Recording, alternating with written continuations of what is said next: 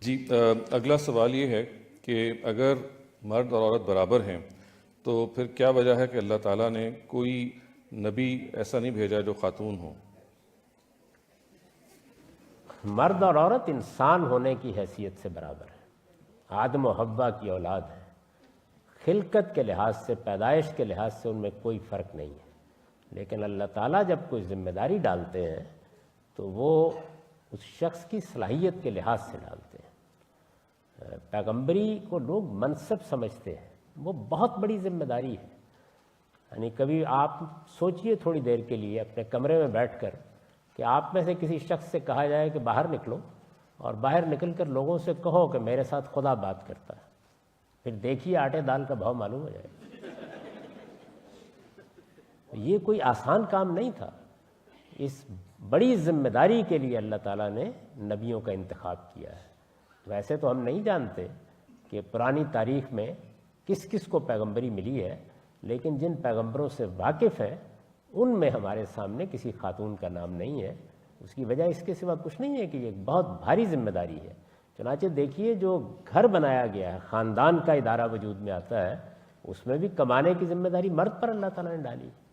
تو اس کا کوئی اس سے تعلق نہیں ہے کہ برابری نہیں ہے، نہیں، ذمہ داری وہ ڈالنی چاہیے جس کو جو زیادہ اٹھا سکتا ہے۔ لوگ اس کو منصب اور شرف کے طور پر دیکھتے ہیں، یہ ایک بھاری بوجھ ہے۔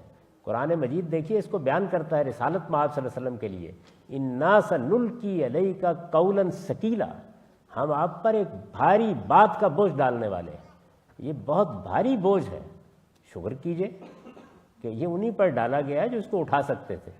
تو اس وجہ سے یہ کوئی منصب نہیں ہے کہ جس کو شوق کے ساتھ لینے کے لیے لوگ قطار میں لگے ہوں کہ یہ مل جائے گا۔ بہت بھاری ذمہ داری ہے۔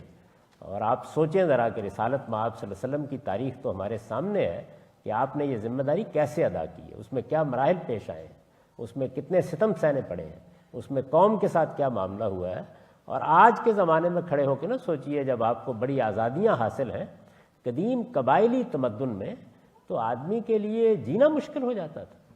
یعنی 7 خون معاف تھے، جس کا جی چاہے جس کے ساتھ جو مرضی کر دیں۔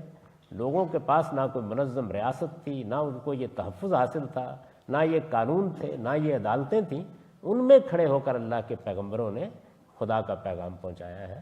تو اس ذمہ داری کو اس لیے انہی پر ڈالا گیا جس کو اٹھا سکتے تھے۔